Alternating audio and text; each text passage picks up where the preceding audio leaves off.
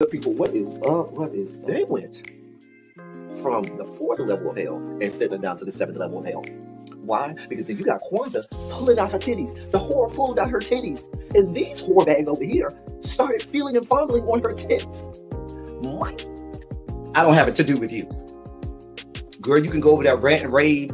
Girl, you can shake all your rainbow bright hair all you want, dear one. I'm not doing this. I'm not doing this with you, dear one. I'm not doing this with you, dear one. I don't have nothing to do with you, and I'm done. Baby, you can scream my name from the rooftops from now till Jesus come back. I'm done after this. Introduced to Tick's Meat.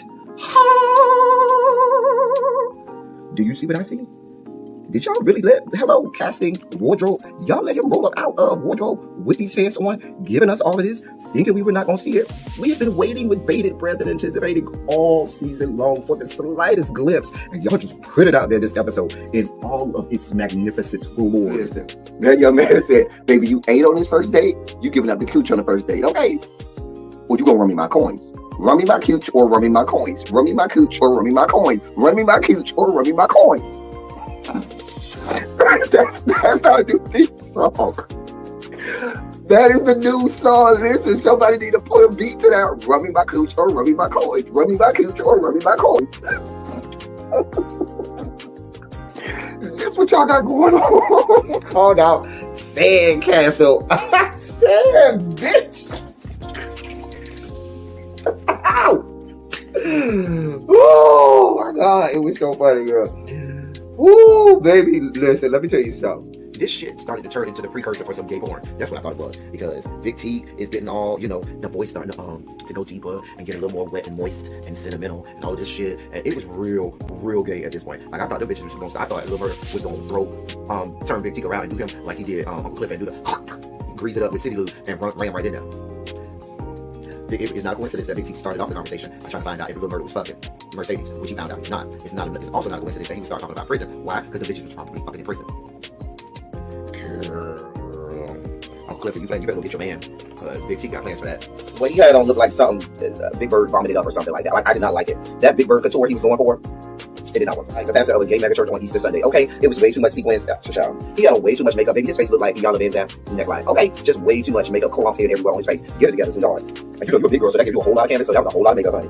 And Rico looked like he was auditioning to be one of the three kings, or he was auditioning to be the main character on Jesus Christ Superstar. Girl, Wayne, did you have on a blue thong or a blue G-string or something? If you did, I want to see. Can I see? Hit me up in my DMs, and I do want to see if you have a blue thong or a blue jock strap or something like that. I'd love to see it too. Anyway, but I liked it with the turtleneck. Now, Troy. Jesus Christ, superstar. Jesus Christ, superstar. What's going on, y'all? Hey, Patty Duke. What's going on? I'm just randomly here live here today. Yeah, we just here. We are just here just to chat it up a little bit. I shouldn't be here that long, but I just wanted to come and chat it up with you all, have a good conversation, let y'all know what's going on in my head. Hey, MBN, see what discussions are sparked. Whenever we don't have a whole lot to talk about, we end up having a lot to talk about. So there's the link for anybody who let me pin that. Let me see if I can pin that link. Anyway, what's going on? How was your Sunday? Hello there. Where you been at, Cams? Because I ain't seen you in a few days. Like, where you been hiding? Where you been?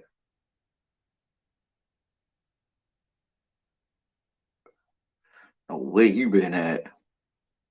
Anyway, let me pin this just in case somebody needs it and wants to come up. So, hey, y'all, what's going on? Let's start this off by only 1 like and 6 watching. More likes, please. Thank you, Patty Duke. Thank you, my love. Thank you. I the likes are up to 6 right now from what I see. So the people coming in are doing what they need to do. Thank y'all for liking the video as you come in. Let me like my own video.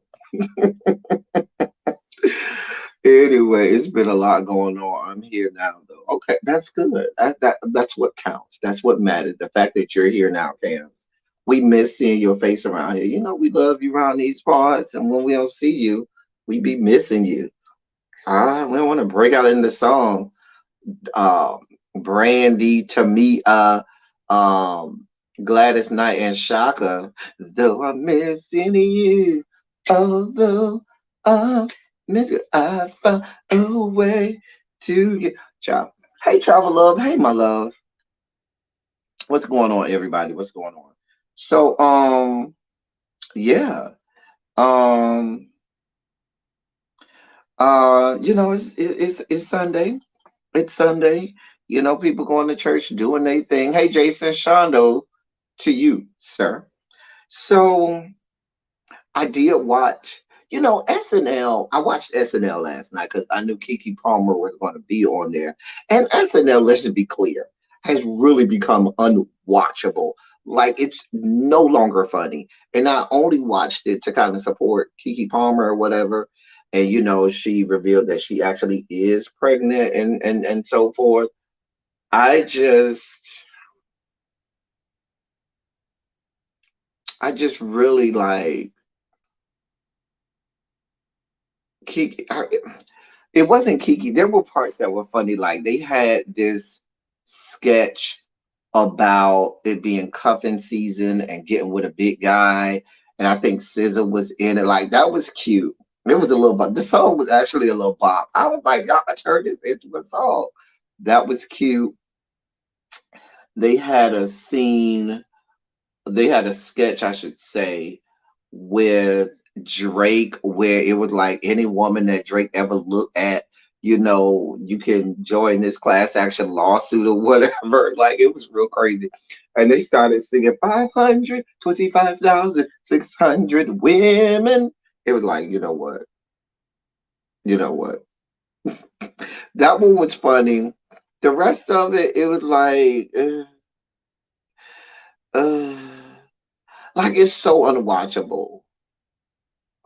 You don't know who Kiki Palmer? She was in what's the movie? Akilah and the Bee. That's Kiki Palmer, and she was in. Trying to think what else Kiki Palmer was in, but she was in Akilah and the Bee. That's what I know her from.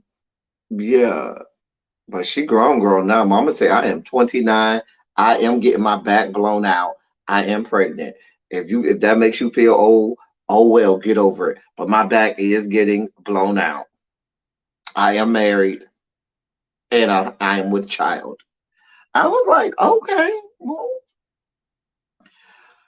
okay. When you see certain people start to get older, it does start to make you feel old and aged, and it makes you feel like, oh, girl, I am getting old, girl. They're anally inserting each other. Wait, what? Anally inserting each other? What? I don't remember that part, Patty. Patty Duke. Hey, Ravine. Hey, Boo. We ain't talk about nothing yet. We ain't started to talk about nothing yet. I haven't even really checked the blogs today. I just been having a lazy Sunday. I'm going out with some friends in a little bit here. I got about an hour and a half with y'all, and then I'm gonna go out with some friends. We're gonna go have some dinner and just hang out with each other and have a good time and stuff like that. Go get some sushi. We're gonna get some sushi. So we're gonna go and have a good time with each other and hang out and all of that good stuff. I did see the Keenan and Kel, reboot. Hey, LaDonna, and where will you be going? So, my friend chose the restaurant, so I don't. It's the sushi bar, so I don't know which one he chose, but it's me and a couple friends we're all going. But that was in the update. Said, oh, okay. So Michael Che and Colin Jost, they kind of get on my nerves. They both of them. Like Michael Che, I almost like Colin Jost more than I like Michael Che. Michael Che gets on my goddamn nerves. He really does. Colin Jost. So I rarely watch Weekend Update. But I did see the Keenan and Kel thing. I must say, and I keep telling my friends this, the older, speaking of getting old, the older Kel gets, the better Kel looks. Because to me, back in the day, Kel was not cute to me. Kel was like, ugh, ugh. But now, as he's grown and matured and everything, I'm like, okay, Kel, I see you. Okay. Like, yeah. But it was kind of weird watching on Keenan, because when you think Keenan and Kel, you think funny, lighthearted, and everything. Baby, they got Kel getting shot and shit and bleeding out. I was like, girl, even though it didn't look like blood, it looked like motor oil. Like I was like, oh, why is there motor oil coming out of this man's body? Like it didn't look like motor oil to you, because the shit was like dark brown or black. I was like, oh, ooh, child. So yeah, that was cool. I want some sushi, my friend. Yeah, remind me of it. My sushi. Oh, okay. Yeah, that means you got a good friend there. I have some weed called Lazy Sunday. You just got it. Yeah. Oh, I don't smoke, but you know me, I indulge in the edibles every now and again. So that happened for those people. A lot of the countries and a lot of entertainment, I should say, is in Miami this weekend for Art Basel. Art Basel is going on right now in Miami. They're down in Wynwood losing their goddamn minds. It take you like 2, 3 hours just to get to it with the traffic or whatnot.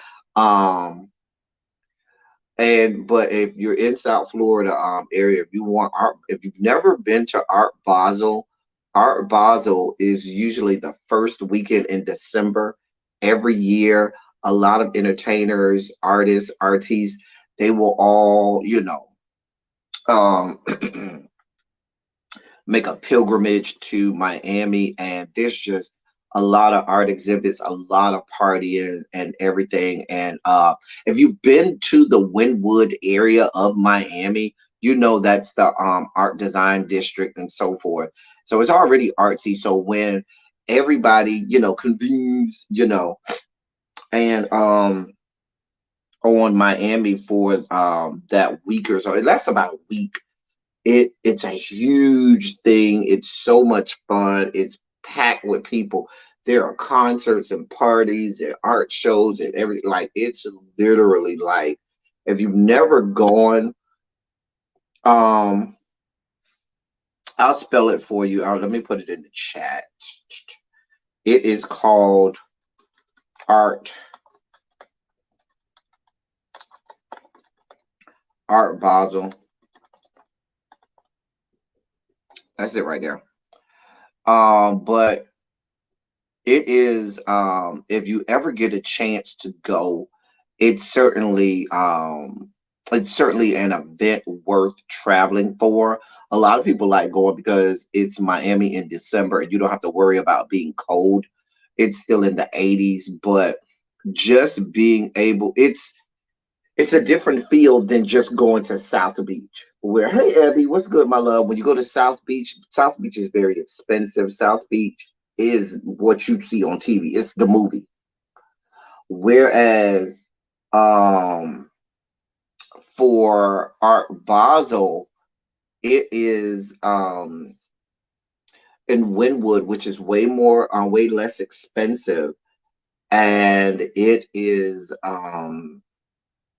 way less expensive, and it is just a lot more fun, a lot more down to earth, if that's the right way I'm thinking. But it's not as oh my God, I gotta have a movie star body and so forth. Like it's not pretentious like that. I'm sorry, did you say temp? Yeah, it's temps in the 80s, sure is. Thank you. I love Florida and the weather. Yeah, I mean it is definitely if you've never gone, it's definitely worth it. Matter of fact, the reason I bring it up because I'm looking at the blogs, and on one of the stories, they're saying that Cardi B had a 35-minute set at Art Basel last night, and she said for her 35 minutes, she got paid $1 million.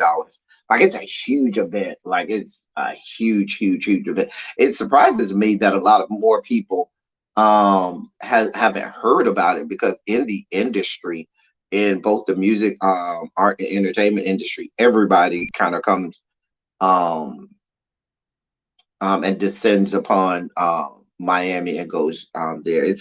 It's been going on for maybe about 20 years, I think, maybe 15 or 20 years now, somewhere around there. So I need you to take me now. Okay, I got you. If you act right, if you put it down like you're supposed to put it down, Cams, I got you. You can get flued out if you act right. Put it down. Lay it down like you're supposed to lay it down. So, um, we call it, well, let me say this.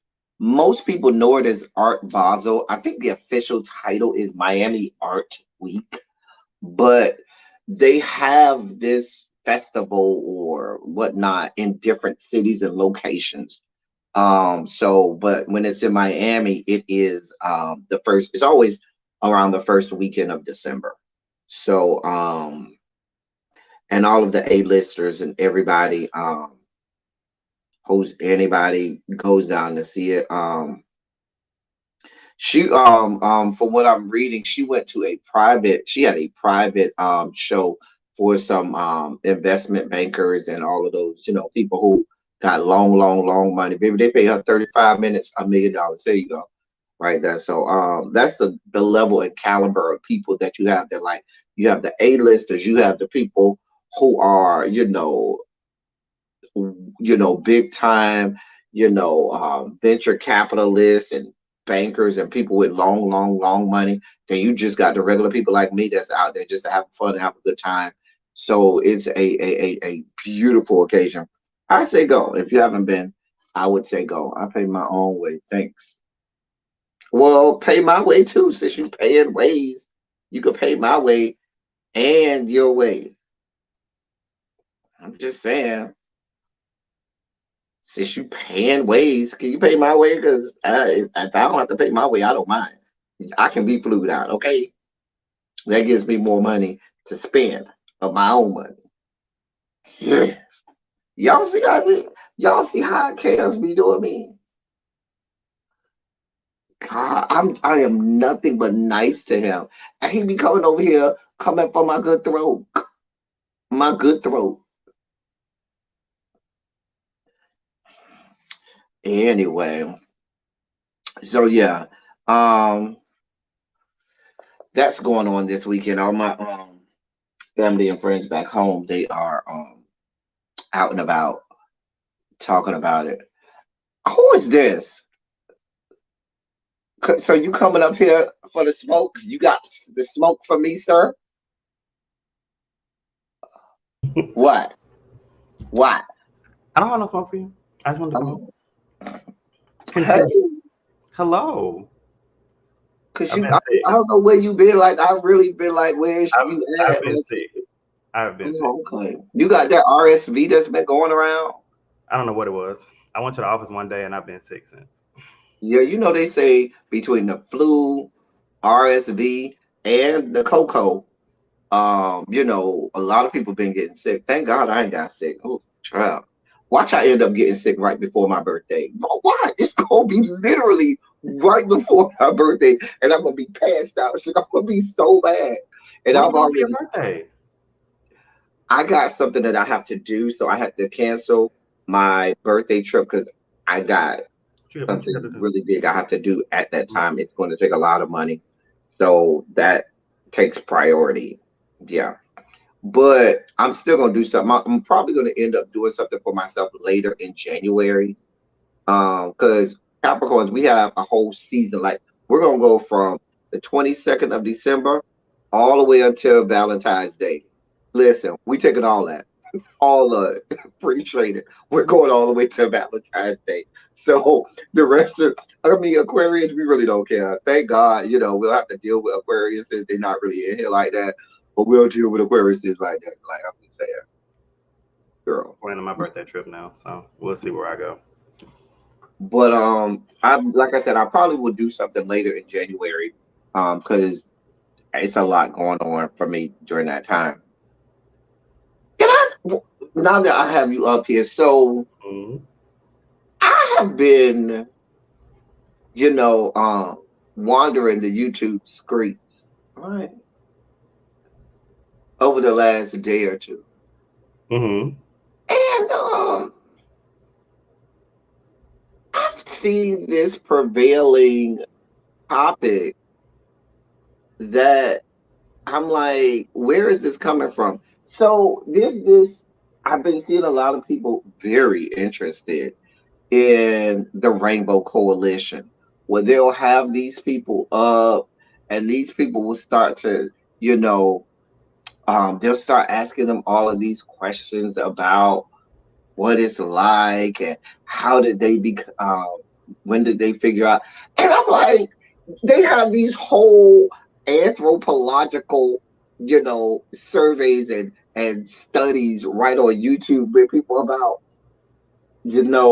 what it is and what it's like to be a part of the Rainbow Coalition. And the dangerous part of it is some of the people that they have up there and the things that these people have said, and I'll be watching from the bushes cringing because you got people that go up there and talk about, oh, these are choices that I made, or the Bible thumpers who claim to be members of the Rainbow Coalition, but they're, oh, well, this really goes against what I believe. It's crazy the amount of time. And I just sit back and I say, wow, like this is the stuff being proliferated, to the public by people claiming to be a part of the Rainbow Coalition. It's so dangerous. What gutter channels are you on in the YouTube streets? I'm going to all kinds of channels, and it's just something that I've seen. I don't know if that's what the algorithm pushed my way, Hmm. and it's like I've seen black people, white people, and all everything in between, all the other. And I'm just like, my God, here's my thing. Here's my take on it. I'm not here for the anthropology of it all. Okay. And you know what it gives me?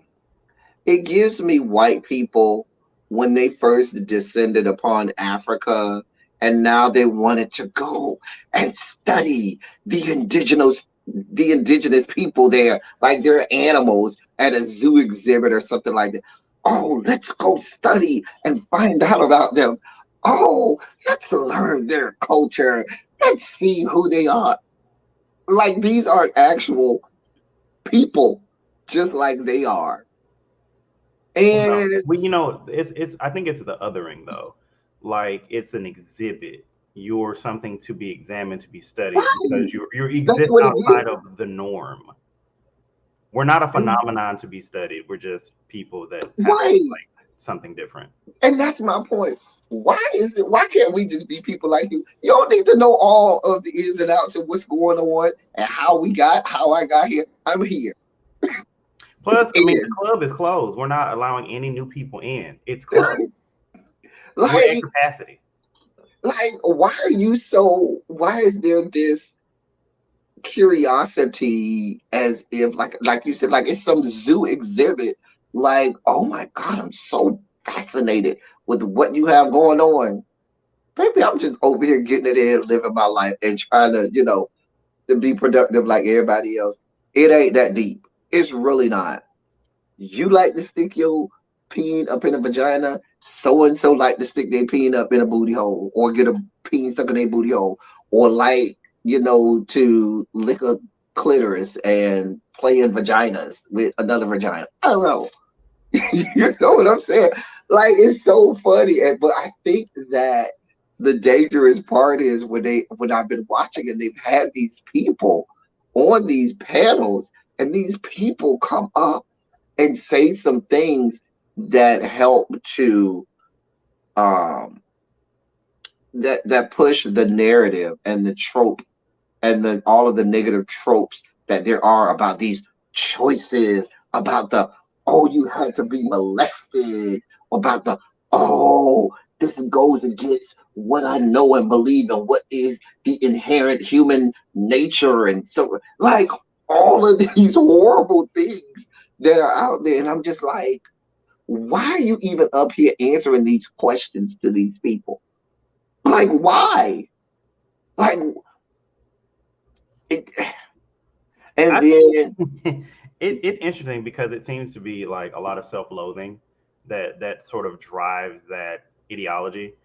If that's what you believe, if that's what your experience is, then that's fine. That's your experience. But they don't get to extrapolate that to the greater population of LGBTQIA people and be like, see, this one person said something, so it's true for everyone. No, that's not how this works.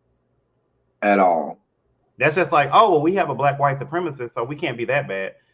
No, that's not at all how this works. This is not how the game plays. Like, what are you even saying right now? That would be like us taking everything Kanye West has said in the last 2 months and transferring that onto all black people across the fruited plains. Like really? Like really? But there are some people, especially on Twitter. I mean, I think you've seen it where they're underscoring, well, Kanye's saying this and he's black, as if Kanye is the expert on all black people. Kanye speaks for Kanye. That's it. And I That's mean, it. And that's why I get upset. I was watching a video and there was this one lady up there and she came up there just to ask a lot of questions. Because she said, well, I have a son and I think that my son, maybe he didn't tell me that. Well, maybe he's trying to figure it out, ma'am. some people don't know. Some people don't Right. know. It's a journey. It's a marathon. It's not a sprint. And people also just don't understand that human sexuality is a spectrum. It is a whole spectrum. Like, some people do not know they need to get out there and try something. Look, the first time I tried some dishes, it wasn't really what I cared for. Let me just be, I wouldn't try this again. Sometimes you have to go out there and experiment and go, okay, I feel comfortable doing this. I believe that this is who I am. Let me explore this facet of my sexuality more. Because, I mean, it's literally so many things out there now that, I mean, I didn't know about asexual people when I was growing up. I have friends that are asexual. Now that when they spoke to me and I'm like, oh, okay, like this makes sense that some people are wired this way. It is just how you are wired. We're not all wired the same way. Not at all. Not at all. There's no blueprint for how this is supposed to go. And um we've been lulled into this notion that there's a blueprint. Here's the blueprint. This is what you're supposed to be. And if it doesn't fit in that, then there's a problem. And that's where it becomes dangerous. Let's be clear. Let's be very clear. The notion of what is norm, this this Western civilization, heteronormative, BS. patriarchal society was thrust upon us. It was thrust upon us. Many of the cultures, tribes, civilizations, and customs over in the motherland was not what was going on in with the people descended from the Caucasus Mountains. So everything um that they know or they're using as their benchmarks for what is normal. Who's to say that that is? That's not But what is normal? What's normal to me is exactly. not normal to That's someone my else. whole Like, point. if we're not raised the same way, my norm is not your norm. I mean, it's normal for some people to not use washcloths when they shower. That's not my norm. And That's apparently, we're discussing how to shower on social media still. I just assumed that we would have known by now. Like people still don't know how to take a damn bath. Look, it's a whole thing about how to take showers. I've literally seen it. I've been very, oh, I don't shower every day. I shower like 2 times a week, and I'm just like, oh, okay. A week? I really thought you was about to say a day. No, And I was like, okay. But you I mean, said you know, I week. like a nice shower in the morning. I like a nice shower before I go to sleep. I mean, that's just me though. Hold on one second. Hold on for 1 second. Talk to the people for 1 second. Hey, Tracy. Um, so has anybody been following what's going on in Georgia with this with this runoff? Because the last time I read on it, it was still super close. Is there anyone from Georgia that can please walk me through how this is still close? Because I'm confused.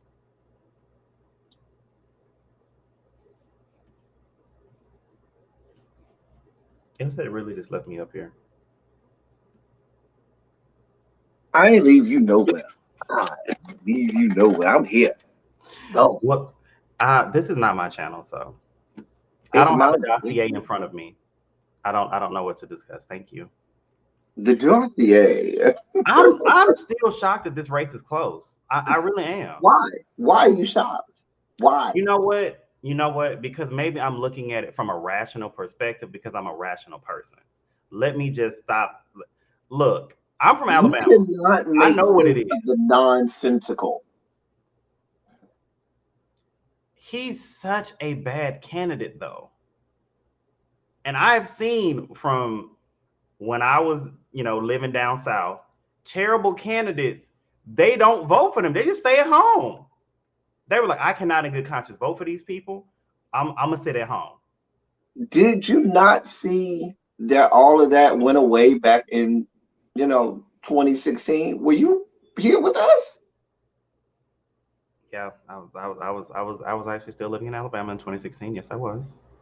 And so what I'm saying is, did you not see that all of this, really, are we really going to do this? Oh yeah, we're really going to do this. My whole thing is if you purport to support candidates that have your Christo-fascist beliefs, and this man has been an attestation of everything that is the opposite of what you purport to believe, and you still are Take going to one vote for attention. this person? White people Either protect you're full of BS or your beliefs are very, very, if very they blatant. believe that that person is going to protect their white privilege and white supremacy, they don't give a shit what he says. They know he's going to do what he does. Every time you see him on TV with the other members of the Republican Party, he's yes sir boss, no sir boss, and stays quiet. Shut the fuck up. Let us talk. We'll tell you how you need to vote. And that's what they're banking on. That's what they're banking on. I've given up all hope for this country. I do not believe that the children are the future. I've seen I keep TikTok. telling y'all Whitney Houston lied Whitney Houston was not singing about this generation. I'm sorry. because baby, they are not our future. Dear Once I God saw the above. Tide Pod challenge, I think I was over it. Right. I think I The was fact over that these hoes are eating Tide Pod. Like, mm-mm. The children are not our future. Like, it's crazy. I mean, Warnock has a slim lead, but the fact that the lead is actually slim should tell you how poorly this is going. Like, should tell you how bad this is. The fact that there's a slim lead. It's slim. Well, even and you know what, even with that like complaint, because I just think that Walker is a terrible candidate.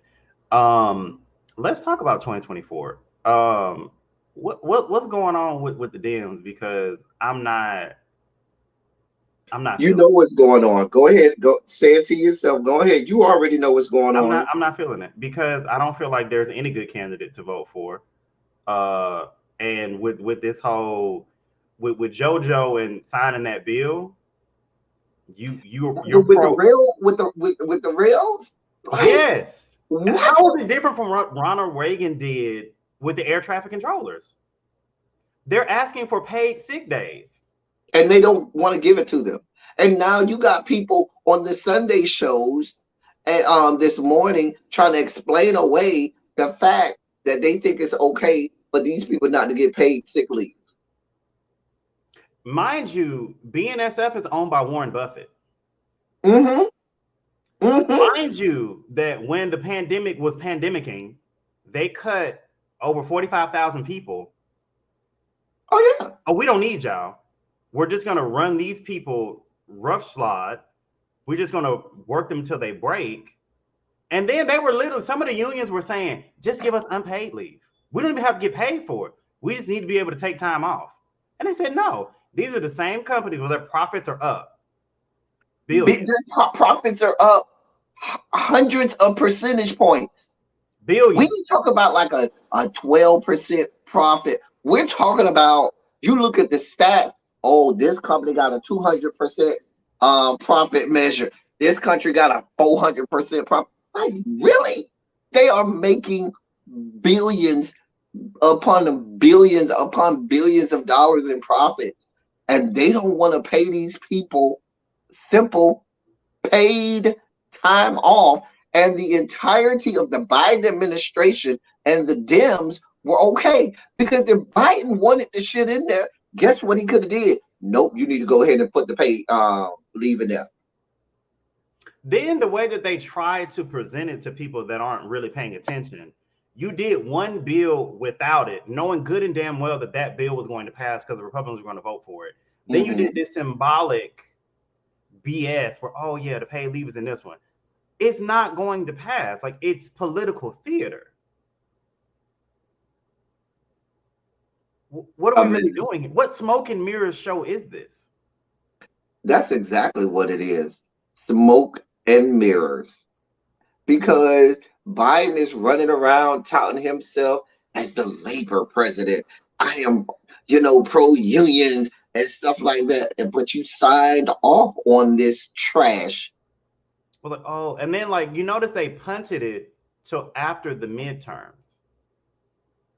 They punted this whole thing till after the mid. You're not gonna bait and switch me. I pay attention. This has been going on since the spring. This is spring. This ain't new. This has been going on. These people have been complaining, but see, they're thinking that, oh, okay, well, we're going to do enough to keep them there. What happens when these people decide, okay, enough is enough? I'm going to find me a whole nother job. And they bail out on that industry. They're seeing that. The service industry, for instance, they're seeing that. Like when the whole world shut down, they were like, look, I'm finna go get something else. This ain't it.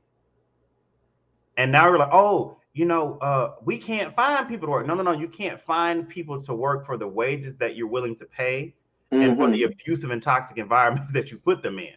That's what you need to say, because there are people that are out there. They're not going for that anymore. Well, this is what I've been screaming over and over and over. And this first came up in 2016. 2016 was an election that really, really, really, really told us a lot about where the country was going on both sides. The right got more right. Like, we thought the Tea Party was bad back in 2010. In 2016, when we saw what Trumpism started and how far the fringe right was and how many of them was and how much they had galvanized the party, we knew then. Then on the left, when you saw the Bernie movement and the rise of the progressives in 2016, you saw, okay, this is where the country's going. I keep saying the problem is this. The Republicans saw what it was and said, we're going to shift more right. And that's where our base is going. That's where we're going. And what have they been doing? Everything they're doing is going way more to the fringe right. Then on the left, they've decided, fuck them people over there in the progressives. We see they're growing. We don't give a shit. We just gonna stay over here in the middle and tell them to go kiss our ass. We just gonna do that. Give them our ass a kiss. Matter of fact, we're gonna do everything in our power to keep them out of positions of power, which is why you got the bullshit in New York, why you lost several House seats in the bluest of blue states of New York because you decided that it was, a And that war and on their progressive. whole attempt to gerrymander They got tried to overturned by their own gerrymander it party. against the progressives, and it worked out that it was gerrymandered against your own party. Stupid asses. And I think that the Democratic Party really needs to realize that their centrist positions are not popular. With a lot of things, it's very milk toast. It gives Republican light, skim Hmm. Republican is what I call it. Um, and it's just, I think that Bernie really resonates with people, and it transcends race and class because it's like the system should be fair, and it's not currently fair.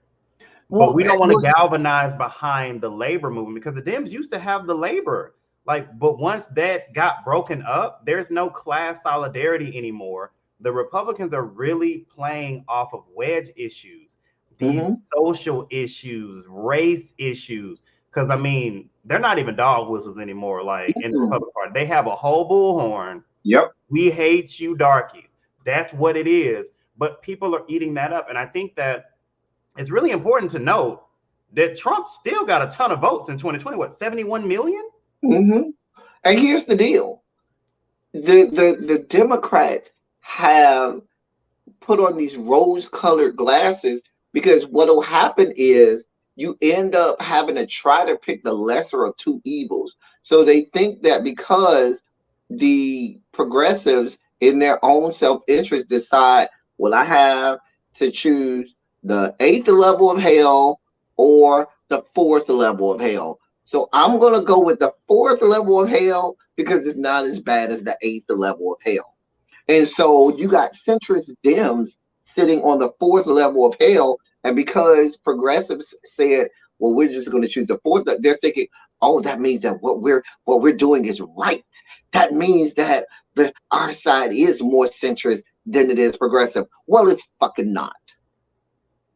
It the hell. And so they start to smell their own. You know how your mama used to say you smell your own drawers. You know how your mama used to say you Oh, you smell smelling yourself. yourself now. You smelling You yourself. smell yourself. They start smelling themselves and drinking the Kool-Aid, thinking that they know what the fuck is going, and they don't. They're not addressing the needs of their base. They're not. Yes, and I think a lot of that stems from the fact that when Howard Dean was no longer the DNC chair, I think this is when things started to just fall apart because the 50 state strategy makes sense. Not all constituencies have the same needs or wants. And I think that a lot of people get mad or like, I don't understand why the Dems can't just pass it because we're not like the Republican Party. There isn't like the Republican Party is pretty ideologically pure. The Democratic Party is a huge umbrella of which Mm-hmm. there's a lot of things in it. It's like I feel like the Republicans are, articulation, policy articulation. It is one specific thing that they're trying to do. The Dems, it's policy aggregation. We're trying to build a consensus and we're gonna have to water some things down just to get the votes. But it's just like a Southern Democrat is not a West Coast Dem, is not a Midwest Dem. These are all very different things. To the point, Minnesota is only affiliated with the National Democratic Party. It's the Democratic Farmer Labor Union. It's the DFL. And there's some talks up here about whether there's going to be a break because of Biden and this labor decision that the Democrats have made. Oh, it's not just that. It'll be that coupled with, because one of the other things that was making traction this morning, the fact that the Dems have moved that first primary from Iowa, from the Iowa caucuses to South Carolina. Which is BS because And let me just go on my little soapbox real quick. I do not care about South Carolina. Why do I not care about it? A Dem will not win it. I don't care who the most electable person in South Carolina is. We're not winning the state. I don't care. And to be honest, I blame South Carolina and them black people in South Carolina because that's how we got Joe Biden. Because Joe was on the ropes. He sure was. Joe And was on the Jim ropes. Clyburn came. Here comes Jim Clyburn. Talk about, oh, dude, don't get me started. Go ahead. My whole thing, it'd be different if it was a competitive state. It's a swing state, that election cycle, and we're seeing who the most electable candidate is in a swing state. Is up for grabs. I do not care about South Carolina. I don't. I do not care. I've never cared about Iowa. I've been to Iowa plenty of times to work. I've never cared about Iowa. If we're not going to win the state in the election, why do we care about it being first? It doesn't matter. Like, I really feel like they should really have a state where it will give you a good idea or good understanding of how they're seen for the party. You know what I'm saying? And Iowa is not a representation of the Democratic base. Let's just be clear. Well, that and the caucuses are utterly undemocratic because caucuses are going to over sample people that have the time to sit there. And remember, they had that whole debacle in 2020 with the Iowa caucuses where they messed that all up. And so now they're trying to clean that up. And you know what I would love to see? Now go with me here. Okay. I would like to see a state like Michigan as the first state. Why? Because it is a blue state, but Michigan has red parts, blue parts. It's not like some states where you just got one or two blue parts and everything is red, everything else is red. Michigan has several little pockets of blue, you know, across it, along with all of that red that you see. And so I feel like if you can go there with, because in the beginning there's a large group of people vying for the nomination, and you can go there and present well there, it will give you a better vantage point of knowing whether this candidate is credible or well liked by the electorate on the Dem side. But Iowa ain't it. Iowa's never been it for me. Neither is South everybody that Carolina. always had steam in Iowa, I'm just like, one, who is this person? Two, what are they even talking about? Because none of this impacts me. Like, I feel like it needs to be a state where it's aligned with, based off polling, what are they saying the biggest issues are that they are facing? And I feel like the state needs to be representative of that, so we can kind of see, we can, you know, open up our little crystal ball and try to see like who's going to be the best candidate that's going to be able to reach out to the greatest of the masses. Because also you got to get more than just your party. You have to get those undecided, those swing voters, i.e. those people who are, and that's why I said Michigan, they're not impacted by Michigan day-to-day went red. life. Because remember in 2016, Michigan went red. It did. And I mean, it came back blue in 2020, but that's why I said get a state like that can go either way, so you really get a gauge for that candidate and the veracity for them to be able to do the job and galvanize voters. And it's honestly like I feel like they need to, the Dems are really going to have to do some work on at the state legislature level. The amount of election stuff that I've seen where they're just like, oh, we don't have to certify if we don't want to. Mm-hmm. We're literally going to stack the deck against you. I mean, because honestly, the Republican Party is honestly not that popular because that gerrymandering is what keeps them in power. And in a lot of southern states, like I know for Alabama, and so this stuff is going to be left to making its way through the circuits and going up there to SCOTUS, where you got their band of married men ready and willing to do their bidding up at the SCOTUS. So, I mean, I honestly lost all. I think the Supreme Court lost all of its legitimacy in, you know, Shelby v. Holder. To me, that's when I was like, okay, so you're gutting the Voting Rights Act. And there was the thing where they said racism wasn't a thing anymore. That's when I knew that it was a totally undemocratic institution and it was absolutely not operating in reality. Because like once they gutted the Voting Rights Act, that it was done. Like it's over. I mean, but When you can target certain voters with surgical precision to literally make it harder for them to vote because you don't want them to vote. I mean, and hence we have Florida now because death sentence went in, and the legislature sent him a map, and that bastard said, "Yeah, that's not red enough for me. I need y'all to make it more red," knowing that it violates portions of the Constitution that state there are the fact that there are constitutional measures against this, but yet it's allowed to happen, and there's the backing of the Supreme Court with this When they is said that beyond the my map was illegal and they still allowed the election to go through. mind. Here's the thing that I feel like people need to understand. This country does not have very strong enforcement. If the Supreme Court rules something, the states can just be like, I'm not doing it. Make me. I mean, we've had what, multiple nullification crises? Multiple? Multiple. If you don't respect the norms, if you don't respect the power of an institution, what are they going to do? I mean, but they've lost their own credibility because they don't respect their own norms and precedents within the Supreme Court because they're gutting their own, established, decisions and adjudications. They're gutting that at their own whims. So they, created this situation where there's nothing that is There are no precedent. sacred cows. There are no Yeah, sacred cows. nothing. Yeah. Like, where does it end? But And that's it why just goes to show like they're utterly unpopular. They are utterly unpopular. And I think anyone that's trying to look at their legacy in the future, it will not be looked upon kindly.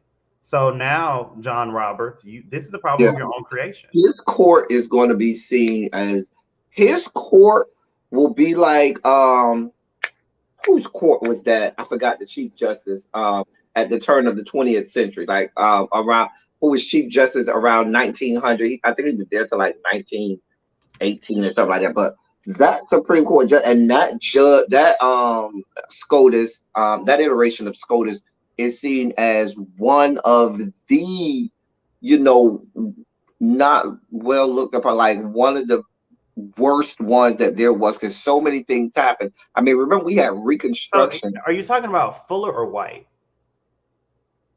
I know I had to be. I think Fuller was the one. Let me check. Hold on. Are you talking about the start of 1900? Mm-hmm. Fuller was until he was 1888 to like 1910. Let me make sure. And then White was like 10 to little 21, something like that. If my history I'm looking now. What really be it when we need it? What really be it? Right. All right. Chief Justices. In it was White. And I'm White sorry. was No, it was Fuller. It was Fuller. Fuller was was nominated Fuller. by Cleveland, and I think White was nominated by Taft. Mm-hmm. Okay. It was Fuller. Yeah, I thought it was Fuller. But that Supreme Court right there. Shit show. Can you think about the things that came out from that court? Like how horrific the things that came out of that court was. And it's like, but I still don't think you were the worst one. Like, I still don't think you were the worst one. You was up there though. You were up there. That court was pretty bad. That court was pretty bad. Pretty bad. Like, because remember, we had made such great accomplishments as a country during Reconstruction, and then they ceremoniously came through. That court came through and said, "Fuck this, we're all about white supremacy." Bam. And he had a lot of things on racial segregation, and a lot of them were like overturned. Quite a bit of them were overturned, actually. Mm-hmm. Now that I think about it, quite a bit of them were overturned. Like if you But think when about they ended Reconstruction though, whew, that set us back. right, that's what That I'm saying. set So us back. this was that court that like right after that it was like, yeah, this is happening. Like that time period set up times where I'm not trying to play the which is worse, but slavery was awful. But if you think about some of the stuff that started during that time that were just as bad, even though we were no longer slaves, but we had systemic things put in place and measures put in place to make sure, yeah, you may not be in shackles physically anymore, but you will be in allegoric and metaphoric and symbolic shackles for as long as we are a country.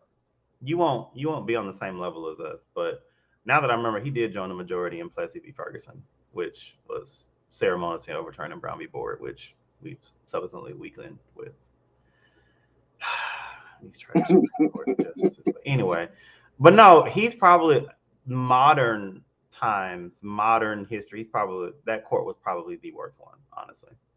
But I think that the Roberts Court, oh yeah, it's up there. Oh yeah, It's up now the there. Roberts Just court from what they've been able to is big. do with structural protections, they have like totally taken a lot of these things out. It's the John Roberts court is. Think about this: the fact that we're hearing nothing about this Justice Alito situation. Like nobody's screaming holy hell about this Justice Alito situation. Him being the leak. He's the leak. And that was in the Hobby Lobby decision, correct? That was in the Hobby Lobby decision, and now they are saying that that's clearly where the leak came from in the in the road decision. I and I just feel like even the defense that the Supreme Court gave, it desperately shows that oversight is needed. I feel like private industry is way harsher on a lot of these things. And I'm like, this is the highest court in the land. You need to be above reproach as it relates to ethics. It's it's worrying to me that you have a lot of people on the right that are able to buy access, because that's what it is. They're buying access to these justices when they're supposed to be just like you have state speakers, state legislatures, I should say, that are on cell phone basis with these people on the Supreme Court, and they say, "Hey, I'm thinking about pushing this through," and they'll tell them, "Go ahead." When they get up here, you good. That's the shit that you basically got going on. And and I've worked in lobbying, and that's why I'm not in politics now. But I worked in lobbying for a while. You can buy a senator for cheap. Mm-hmm. And when I say cheap, I mean about $50K. $50K in your re-election campaign coffers. Get some very unpopular legislation passed. Little Miss Arizona. Little Miss Arizona. She's a real piece of work. She's a real piece of work. Because the amount of people lying in her pockets, like, it's ridiculous. And you can't even track all of it, though. All of it cannot be tracked, thanks to the Roberts Court. Again. And I just feel like if money is speech, I feel like we need to track the money. I want to know who's giving to whom. But at this point, like you said, I can't even trust that data because you know what I'm saying? Like, it's only going to give me part of the picture. It's only going to give me part of how the hell Open Secrets is really good at what they can get, because that's what follows those paper trails. Like, it's not the dark money. We can't track the dark money. That's the issue. This shit is so disingenuous. You got a justice sleeping next to a chick directly involved with a whole overthrow of the government. The fact that you have people like Manchin on Senate committees that govern mining and coal mine and and EPA and environment and stuff. Yet he is on the board and owns companies directly involved with that, where he has a special interest in this. Like this shit is like, but It's a conflict of interest, but I thought that when you were elected, that you had to put all of your there's no assets amalgamation clause. No, we don't have in a any of blind that. trust. There's no amalgamation clause. What is that? Because remember, we had a whole president that had stake in hotels and things that he was we're not Making the Secret Service, who's supposed to protect him, stay at his hotels. Yes. and making the American public pay for it. Mm-hmm. They don't care. They do not care. There's no rules about that. They don't have any laws and rules about that. I mean, why would we think that there's any laws and rules about this? I think a lot of it also is when you allow people to run loose and fast, as long as it's your team. I think the tribalism in politics is terrible today, because I don't care if you agree with me on policy positions. I'm gonna call you out, much to the detriment of electoral victories. I feel people need to be called out. If there are rules, then we all need to be held to the same rules. We can't pick and choose when we want to castigate people. And I feel like the Republicans are never going to castigate their own, and the Democrats are always going to castigate their own. Always. What are your thoughts on Hakeem?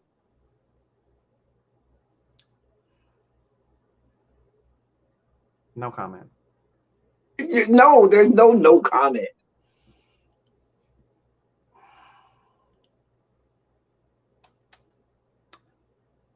I will say, as much as I did not like Nancy Pelosi, and I don't like Nancy Pelosi. Is Hakeem going to be able to get that caucus together? I don't know. Because Nancy Pelosi was a bully. As she should have been. I ain't mad at it. I'm telling you, Nancy Pelosi had that. If you not voting for this bill, you getting primary energy. I like that. She did. But I also like the fact that Hakeem is doing some strategic things, with the progressive caucus.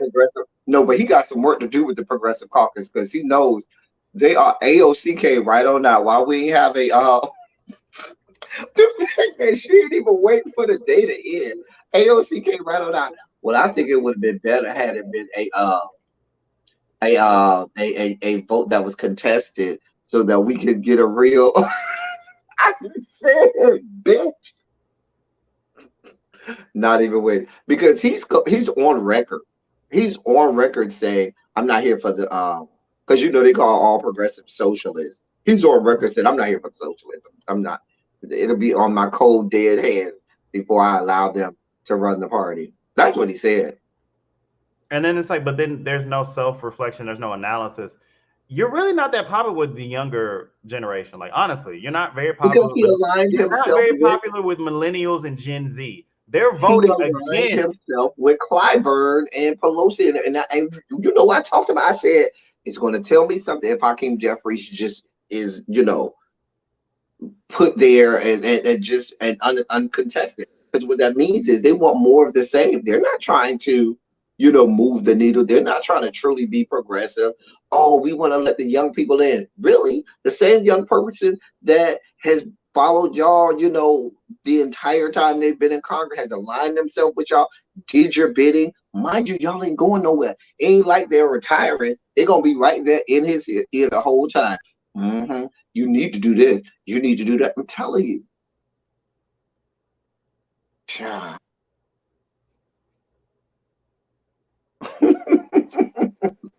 Hey, 2 cents. I don't care how you feel. I don't think that it's a very whelming pick. It's a very safe pick. And I think that going forward, it's like in football, playing to win versus playing to not lose. Whenever people get conservative with that playbook, they always tend to get that L. Well, um, oh, little baby got the troll. Oh, okay, good. I thought I was gonna have to get the troll. Um, but I've been saying for how long that these people seem like they're trying to lose, like they're doing everything in their power to lose. It's sad. I think that also looking at the demographic shifts, right? A ton of a certain party died because they didn't want to get vaccinated. And that actually helped in this midterm because the turnout was not what they expected because people are gone. And you actually had a great youth turnout from Gen Z. But if you're not motivating your base to show up to elections,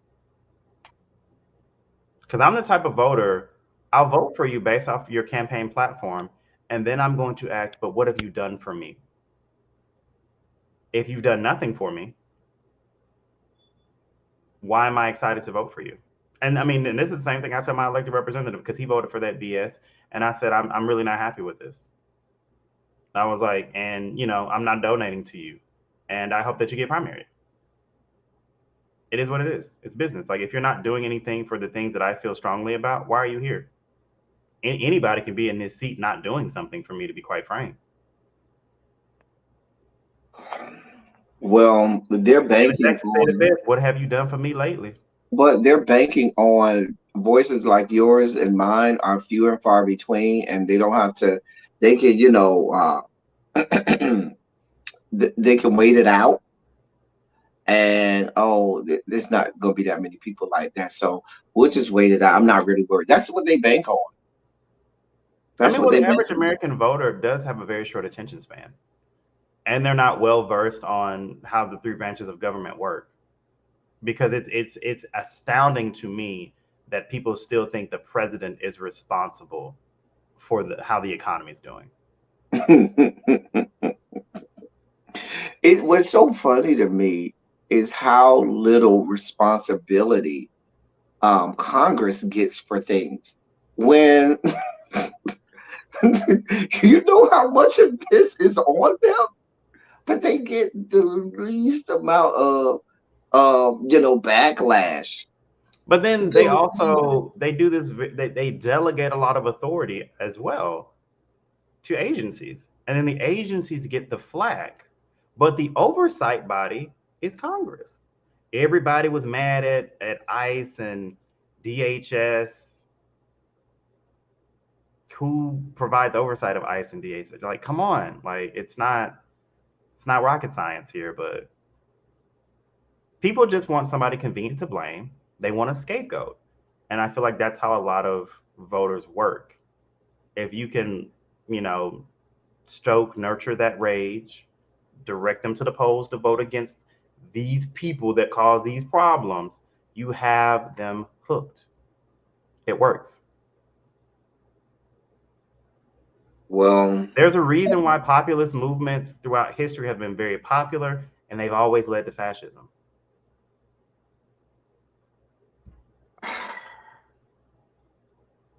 I think we're going toward fascism. However, I think we'll be at civil war before we get there.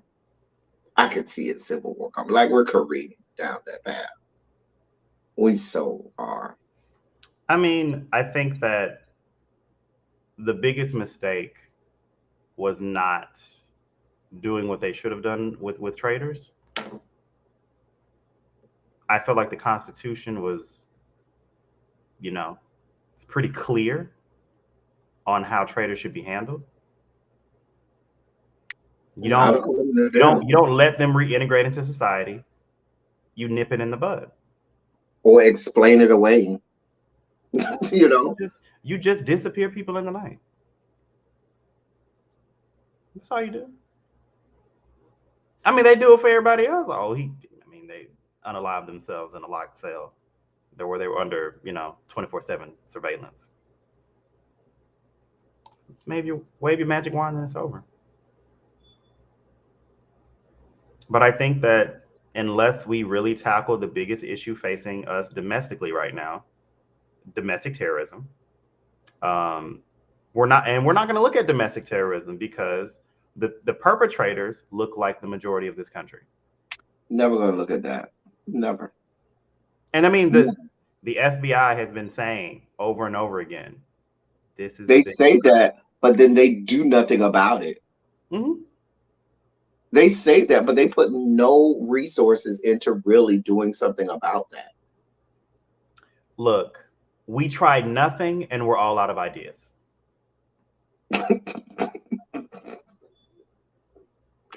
It's so sad. It's so sad. Dear God above. I think you said it best in your, the politics of it all. These yet to be United States of America. Right. I mean, we could have had healing, we could have had unity, but like when they ended Reconstruction early, and basically said you get what you get, black people, and you won't throw a fit. That was it. Pretty much. I mean, they gonna fight, let them fight. I mean, whatever. Is what it is now. And I'm fine. I mean, if people feel that strongly about it, because people are still all on, the internet talking about race wars. They really want to see it happen. I mean, look at Twitter under Elon Musk, like 500% increase in hate speech. It hasn't gone anywhere. People are still being taught these things. And then I don't think a lot of people really look at the radicalization that happens online with social media. If you're able to filter your world views to only people that think and believe what you do, you create these echo chambers. Well, that's the part. That's part of the job of elected officials to be cognizant of all of these echo chambers, as you said, to all of these different factions and fragments of the country, and then being able to say, okay, this is what we have going on.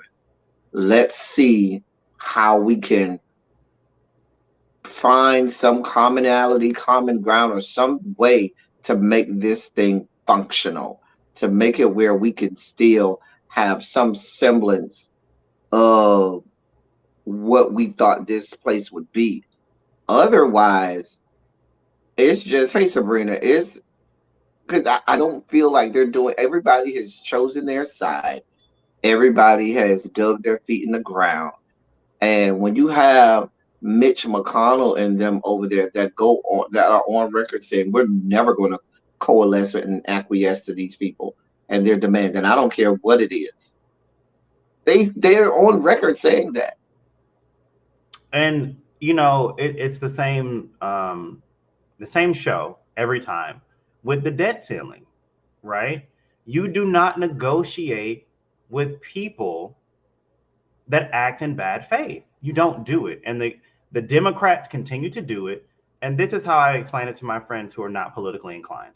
You have the Republican Party that goes further and further to the right.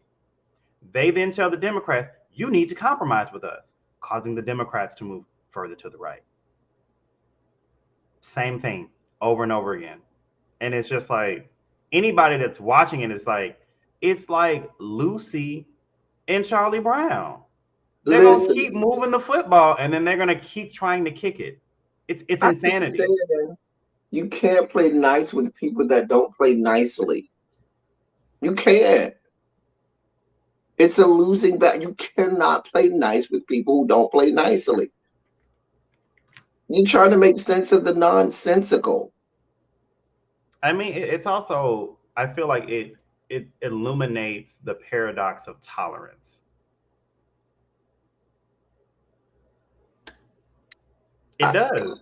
Like, if you just accept anything, like, eventually the intolerant are going to destroy the tolerant. Are they? Yeah. I mean, Volvo, you said. Hey, Volvo. Hey, Darren. Volvo said a whole word with that.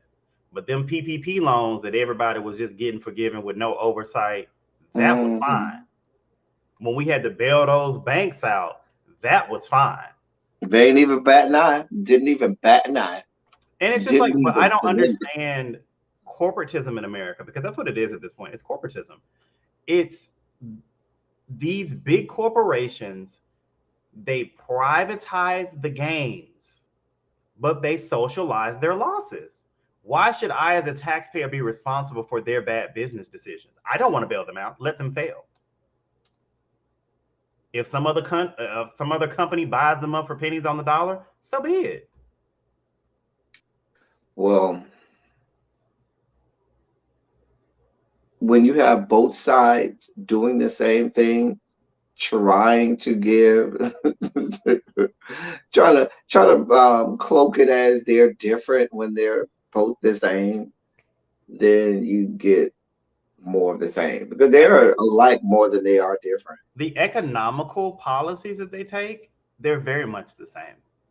And that's my point. They're They very are much the same. Social when it stuff comes that, to social stuff, yes, but when it comes to economics and war,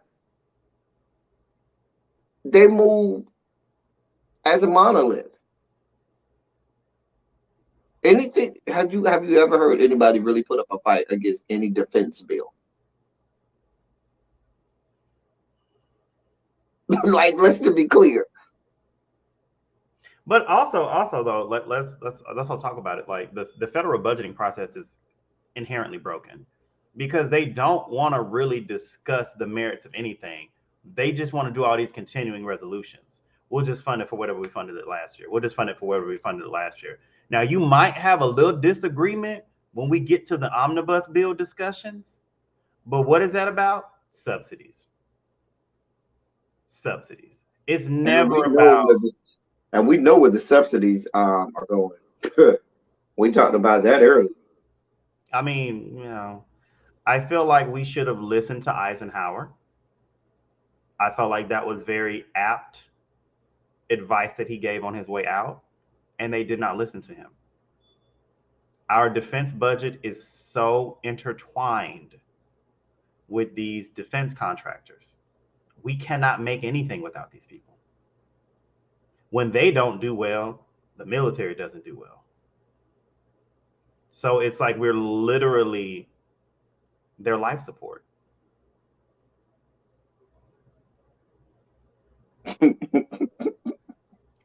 Look, It's so sad, so many things. What time? Oh shoot, let me get my butt up so I can get ready. I gotta get ready to go and have some sushi with my friends. Oh, hold on, because I need to talk to you backstage too, Cams. okay. Y'all, I'm about to get out of here. Put some shoulders in the chat, people, before I get out of here. I just wanted to come and say hey to y'all. I ain't have nothing really. They need to make a new law with deferment. They need to reopen up that deferment window. I need to defer some more. I love y'all. I love on y'all. Thank you all for being vocal, present, and active. Thank you for doing what you do. Thank you for any and all contributions that you make to the channel. You're much obliged and much appreciated. I don't think I'm going live tomorrow, but I am on Tuesday. Tuesday will be live. Tuesday, what time? Probably 5. Is it a politics of it all? Is it a you I want to haven't get out? decided What yet. we doing? I haven't decided yet. What we doing? Oh, what are we doing? You coming up here with me? You gonna be my co-host? No, I'm just asking. What are you doing? Oh, I haven't decided yet. Okay. I do have some things that I do need to break down in the politics of it all. So maybe that, but it may be right. I don't know. It depends on how I feel. I enjoy the political talk, so because I'm a. Of course, I love this too. Yeah, we're about to get out of here, y'all. Thank y'all for being here. Y'all could have been a whole lot of places, but y'all were here. If you choose to contribute to the channel, that stuff is scrolling at the bottom. Thank you in advance. Y'all keep the lights on.